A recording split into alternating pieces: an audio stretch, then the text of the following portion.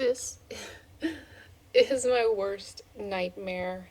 I have just found something growing on one of my miniature scenes. I have no idea what it is.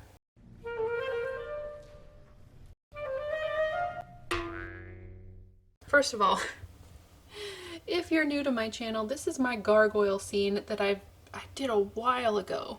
So they're on the side of a building. There's a bird's nest. The bird pooped on the gargoyles. Like, it's a whole part of the scene. So parts of this is supposed to be kind of grungy. All right, those white spots are supposed to be there. But what are these? What are these white spots? Oh my gosh, I found these this morning. They look okay. What it looks like is when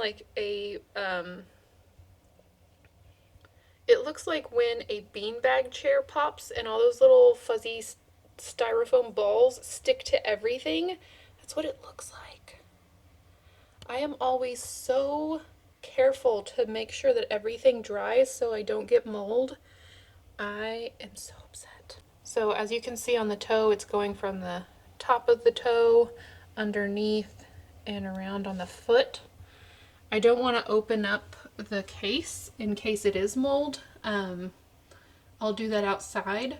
I'm definitely going to try and save this, but mold is pretty serious. So I'm going to have to do some research. Oh my gosh. It's everywhere. It's on his arm. I'll give you a better look, but it's on his back as well. I don't know if you can see that. It seems to be anywhere I use this gray paint mixture to make it look like concrete.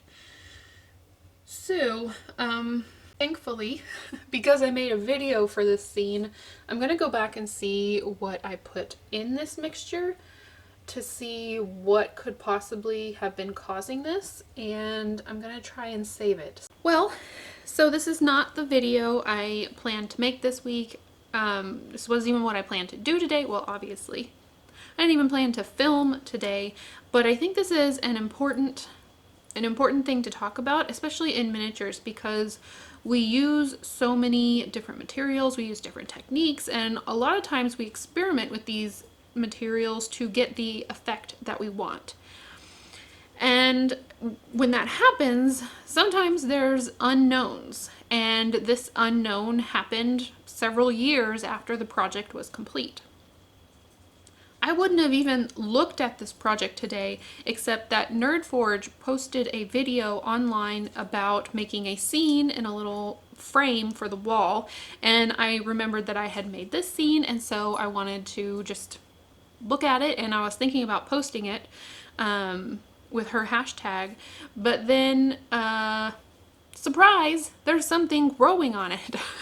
And for me, just the way I am, this is not something that I can put off and just say, oh, I'll worry about it later.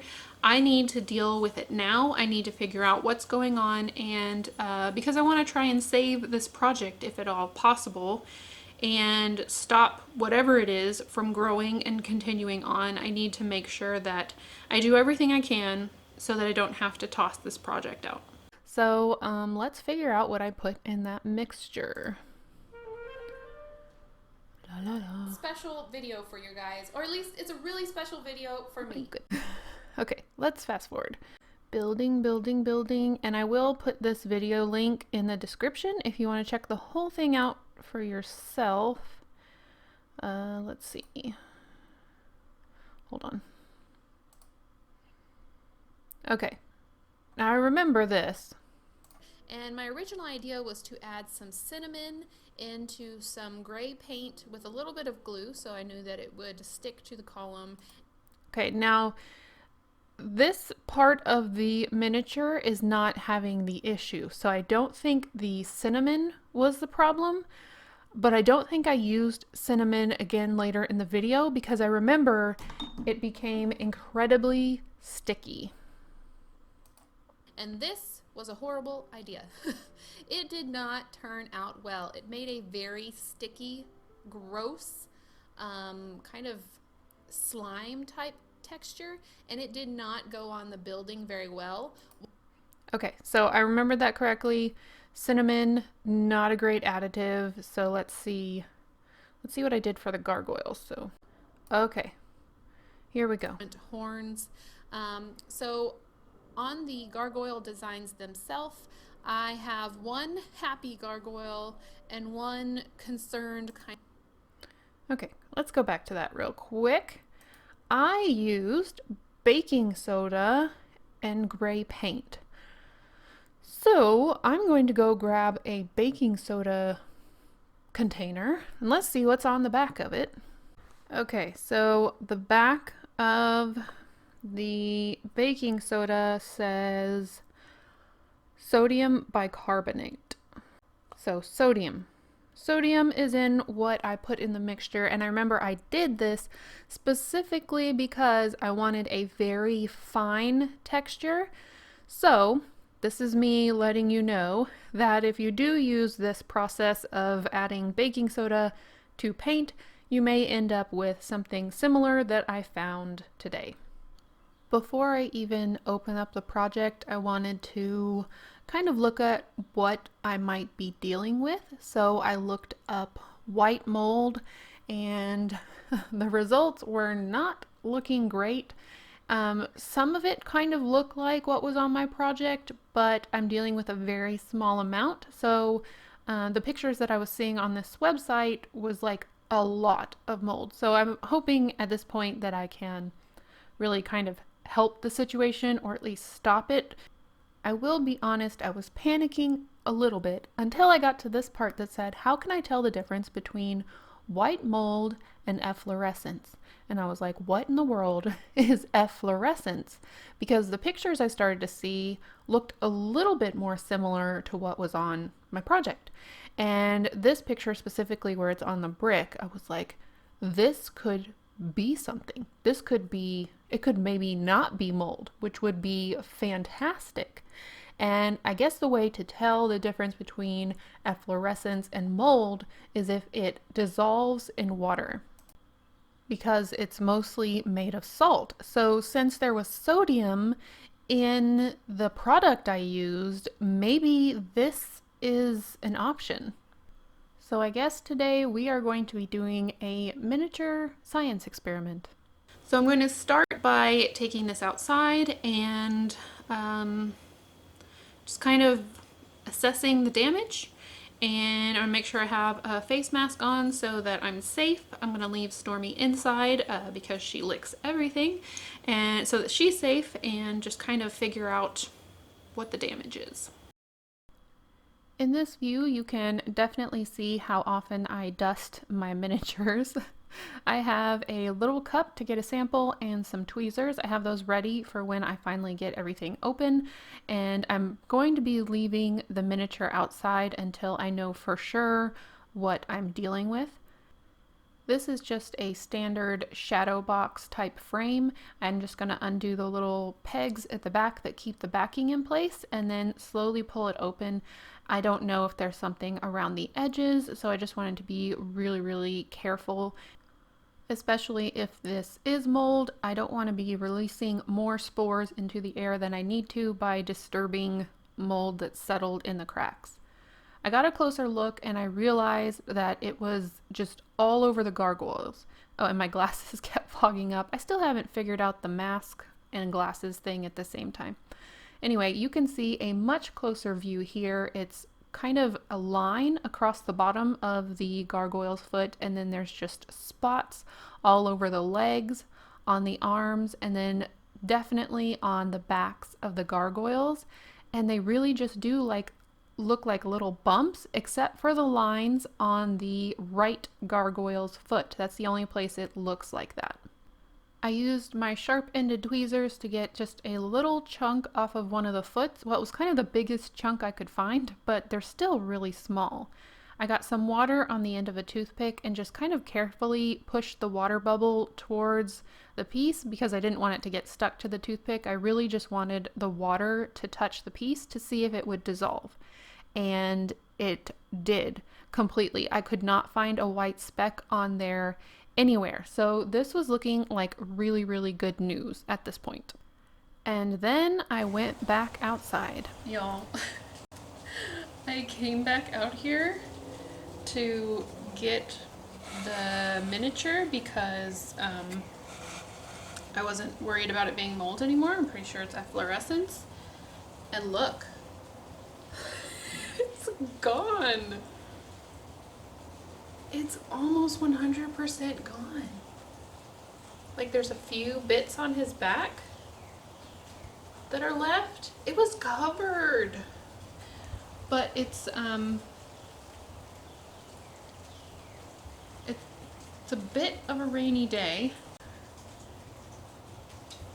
So I guess the moisture in the air is literally just solving my problem.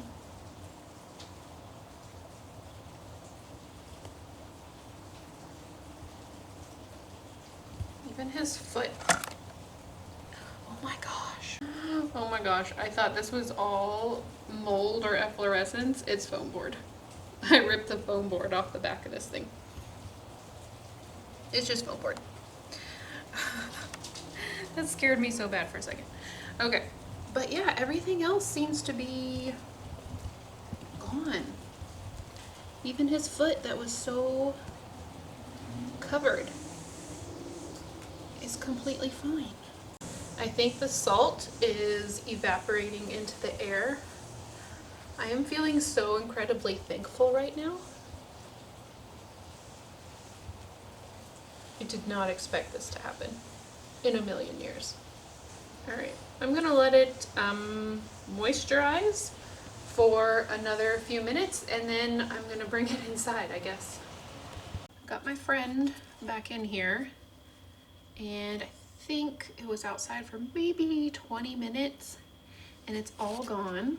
I found something interesting on his foot. It looks like water has kind of settled right there, so I'm wondering if that's where most of the salt was. So I'm gonna try and wipe it off if I can.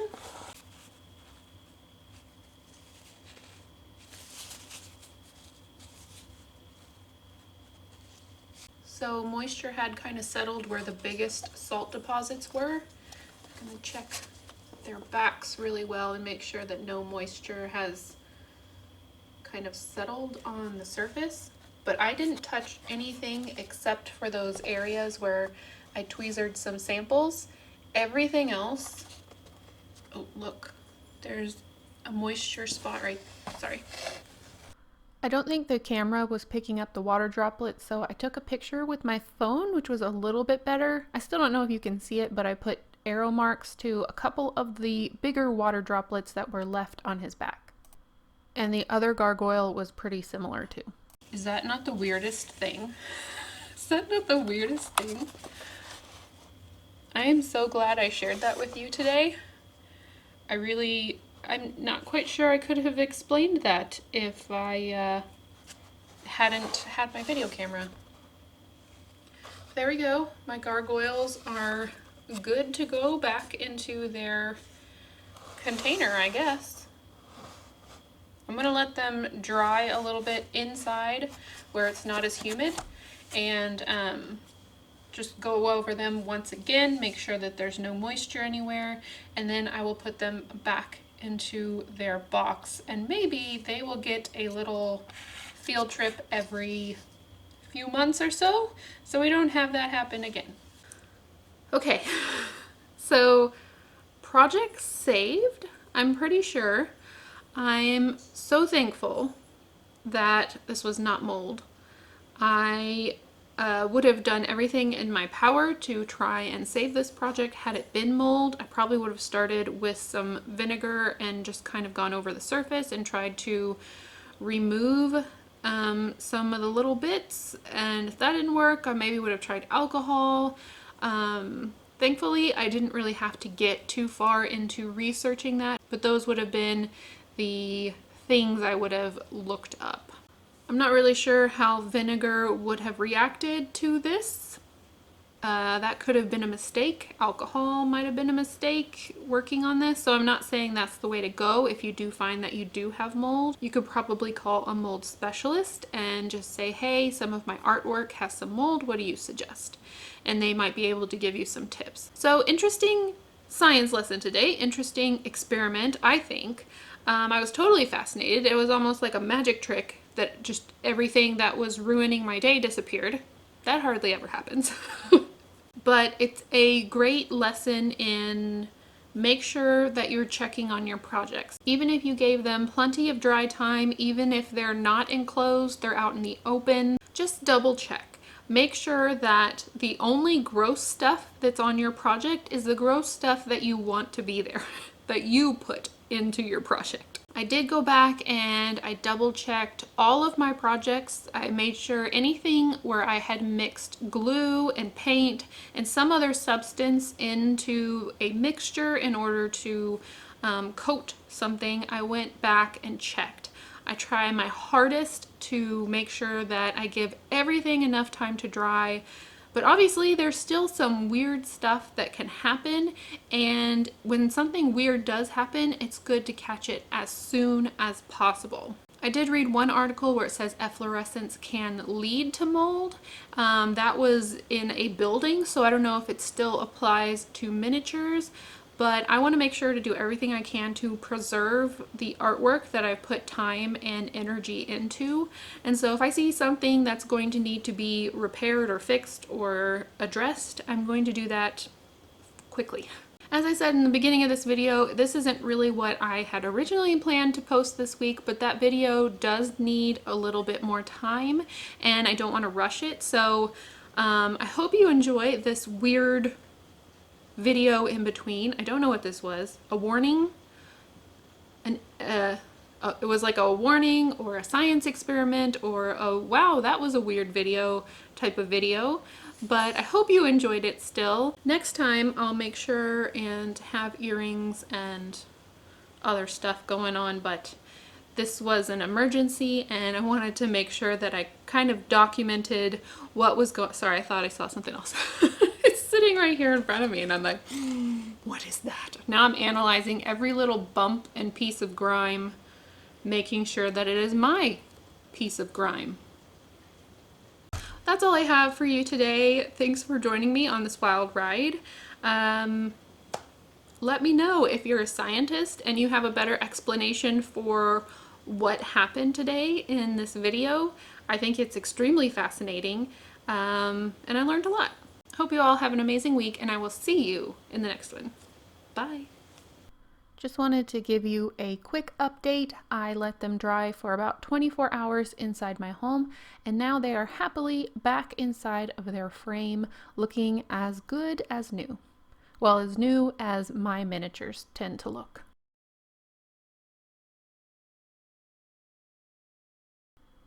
Efflorescence is a crystalline or powdery deposit of salts, often visible on the surface of concrete, brick, stucco, or natural stone surfaces. So, by this definition, have I created such an amazing miniature that I even fooled nature into thinking it was real masonry? Probably not. It's probably just science.